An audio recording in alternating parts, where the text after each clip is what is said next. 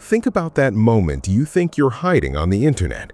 You clicked that incognito mode icon in the top right corner of your browser. The screen went dark and a mysterious glasses and hat icon appeared. You feel safe, right? You're thinking, no one can track me anymore. My history isn't being saved. I'm leaving no trace behind. Let me tell you something incredibly painful, yet completely true. You are living a massive lie. That incognito mode you clicked only hides you from your spouse, your partner, or the friend who borrows your computer at home. For big tech companies, advertising giants, and data brokers, you are quite literally standing naked in front of your screen right now. And I'm not just talking about your IP address. Changing your IP address or turning on a VPN won't even save you anymore, because you are facing a much more sinister, much darker tracking technology: browser fingerprinting. In this video, I will show you how the digital ground you step on every day is slipping away from beneath your feet, how every step you take online is recorded before you even realize it, and most importantly, how you can completely break free from this digital surveillance mechanism using free and open source tools. Lean back, because it's time to reclaim your digital freedom. First, let's pop this famous incognito mode balloon. When you open an incognito tab in Chrome, Google displays a warning in tiny print, but most of us don't even read it. Do you know what it says? Your activity might still be visible to websites you visit, your employer or school, and your internet service provider. So, they are explicitly telling you, we just aren't saving the history to your local device, but everyone else can still see you. So how does the system work? When you visit a website, your browser tells that site's server, "Hey, I'm here." When you're in incognito mode, your browser simply blocks cookies or deletes them when the tab closes. In the past, like 10 or 15 years ago, the internet relied entirely on cookies. You would visit a site, it would drop a tiny text file onto your computer, and on your next visit, the site would say, here's our old friend. If you deleted the cookies, the system reset. But big tech and ad corporations aren't stupid. When they saw users deleting cookies and using incognito mode, they developed a new weapon to keep the multi-billion-dollar advertising industry from collapsing. Now, they don't need to leave any files on your device.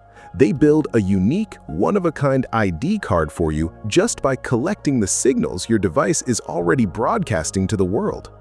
This is called browser fingerprinting. And do you know what the terrifying part is?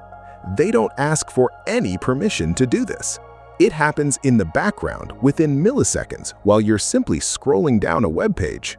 As soon as you enter a website, small JavaScript codes hidden inside that site start running. These codes do not infect your device with viruses, they just analyze the character of your device. What exactly are they collecting? Prepare yourself. Your browser model and exact version. Is your operating system Mac or Windows? If it is a phone, is it Android or iOS? Your screen resolution and color depth. How many pixels is your screen and how wide is your color palette? Do you have custom fonts left over from alt fonts or design programs installed on your device? Your system language and time zone. Which country and time zone do you live in? Your hardware specs. How many cores your CPU has and the exact model of your graphics card? Audio and video devices connected to your machine, make and model of your headset or microphone. This may seem like very general information at first glance. Millions of people around the world use Windows 11 and Chrome. How can they single me out, you can say? You are right. No single data point gives you away. However, when probability theory comes into play, the game changes completely. Mathematically, when you combine these 30-plus parameters, the resulting configuration is completely unique. The odds of there being another person in the world with the same operating system, the same screen resolution, the same graphics card, the same time zone, and most importantly, the same font on their computer is literally 1 in a million. They go even further. There's a method called canvas fingerprinting. The script forces your browser to draw an invisible graphic in the background. Because of micro-level manufacturing differences in your hardware, the way your dedicated graphics card renders that graphic, right down to pixel-level anti-aliasing and shading, is entirely unique to you. You don't even see the image, but that image is your digital fingerprint. Even if you clear your cookies or open an Incognito tab, the system scans your fingerprint as soon as you enter that site. Aha! This is our user connecting from America with a 1920 by 1080 screen, 142 fonts installed, and an RTX 4060 graphics card. They may be trying to hide, but this is our guy. It instantly identifies you and continues your tracking profile from where you left off. So what are these guys doing with this data? Are they really putting in this much effort just to show you shoe ads? If only it were that innocent. These unique fingerprints are pooled into the servers of shadowy corporations known as data brokers. Your first and last name might not be written on that profile. Instead, it says something like ID 9F8A7C2B. But underneath that ID, the following information is stored. What political views do the websites you visit lean toward? What medical conditions have you been researching? What is your financial status? What time do you go to sleep at night? What are your personal or religious beliefs? Eventually, this data finds its way to insurance companies. Suddenly, you find that a private health search you made in secret has caused your future health insurance premiums to spike. Or you're looking for flight tickets and the system analyzes that you're using an expensive MacBook and that your fingerprint shows you desperately need that flight based on past behavior, so it inflates the price dynamically just for you. Even worse, these profiles are used for mass behavioral manipulation. Remember the Cambridge Analytica scandal? People's digital footprints were harvested to swing the outcomes of elections. This is why browser fingerprinting isn't just an advertising tool. It is an invisible digital prison being built around you. I need to issue a critical warning right here. Many of you install dozens of privacy extensions on your browser to block this tracking. Let me install this extension to delete cookies, that one to block ads, and another to stop trackers. This is exactly where you crash straight into the greatest paradox of cybersecurity. Every time you install a new extension, your browser's external installed extensions list changes. While an average person has 0 extensions on their browser, your browser has 7 unique privacy extensions running. Do you know what you just did? While trying to hide, you made your fingerprint even more unique to the world. For the tracking systems, you are now the easiest target to spot because you are the only person in the world using that exact combination of 7 different privacy extensions. So what's the solution? Should we not install extensions?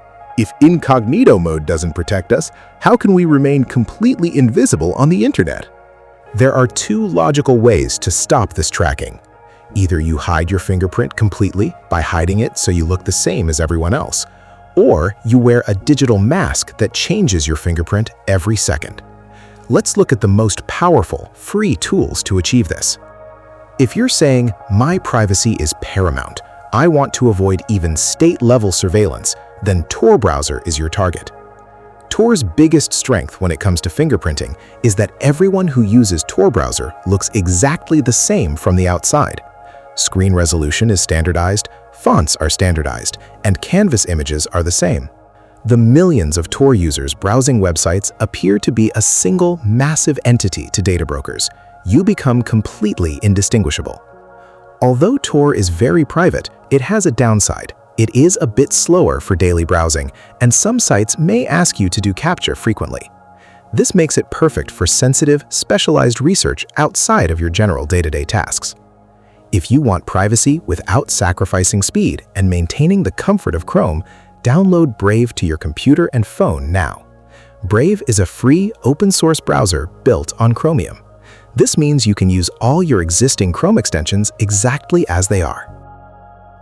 Do you know what Brave does? He's not trying to hide you. Instead, it adds random little mathematical noises to your fingerprint every time you visit a website. On a site, your graphics card and fonts appear one way. When you refresh the page, a completely different fingerprint is created. Data brokers see you as a brand new, fresh user every second, making it impossible to create a profile on you. It's completely free and there are no advertising giants pulling the strings behind it. If you prefer the Firefox infrastructure, there are 2 absolute beasts focused on privacy. The first is LibreWolf. This is a fork of Firefox with all telemetry stripped out and fingerprint protection increased to the absolute maximum. The second is the Mulvad browser, developed in collaboration with the Tor project team. This browser does not use the Tor network, meaning it is as fast as regular browsers, but uses Tor browser's same on the outside, anti-fingerprinting technology. It is an outstanding privacy shield for daily use. Even if you protect your browser, if you search while signed into your Google account, those queries will be linked directly to your profile. Instead of Google, use DuckDuckGo, which doesn't track your searches or create ad profiles on you. If you want to go one step further, check out the world of SerXNG, a completely decentralized and open-source meta-search engine. The digital world is a system driven by massive corporate budgets, programmed to constantly manipulate, control, and monetize our data. The solutions handed down to us by big tech, like Incognito mode, are often just optical illusions designed to give us a false sense of security. But fighting back isn't easy. Trying to manage your privacy settings manually is complex, inconvenient, and time-consuming. So, what's the real solution? To lift this technological weight, you need the right tools. What software or methods are you currently using to protect your digital footprint? Let me know in the comments below. Don't forget to subscribe, audit your data, and secure your digital life. See you in the next Digital Defense Guide.